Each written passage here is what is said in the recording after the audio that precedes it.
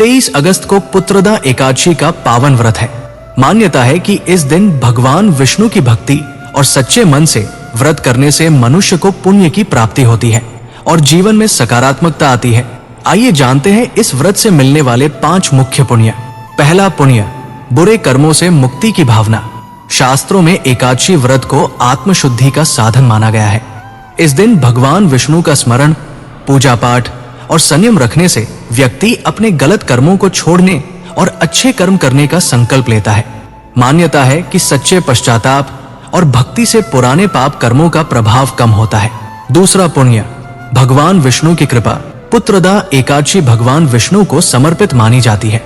इस दिन श्रद्धा से भगवान विष्णु की पूजा करने, दीपक जलाने, विष्णु मंत्र का जाप करने और कथा सुनने से भक्त को भगवान की कृपा प्राप्त होने की मान्यता है। इससे घर में सुख शांति और सकारात्मक वातावरण बना रहता है। तीसरा पुण्य, मन की शुद्धि और शांति। व्रत केवल भोजन छोड़ने का नाम नहीं है।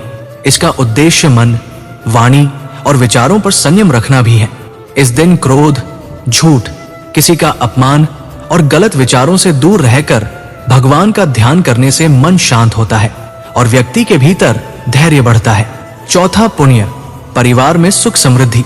धार्मिक मान्यता के अनुसार पुत्रदा एकादशी का व्रत परिवार के सुख, संतान की मंगल कामना और घर की समृद्धि के लिए भी किया जाता है। इस दिन जरूरतमंद व्यक्ति को भोजन, वस्त्र या अपनी सामर्थ्य के अनुसार दान करने से पुण्य प्राप्त होने की मान्यता है। पांचवा पुण्य, आध्यात्मिक उन्नति।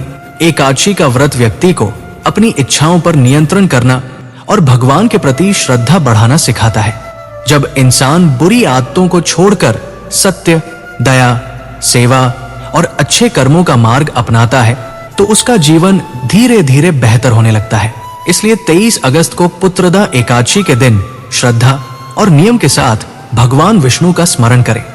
किसी का बुरा न सोचें, किसी को दुख न दें और अपनी सामर्थ्य के अनुसार जरूरतमंद की सहायता करें। याद रखें, सच्ची भक्ति वही है जो हमारे विचारों और कर्मों को अच्छा बनाए। हाँ जी दोस्तों, आपको मेरे विचार अच्छे लगे हो तो कमेंट में यस जरूर लिखें।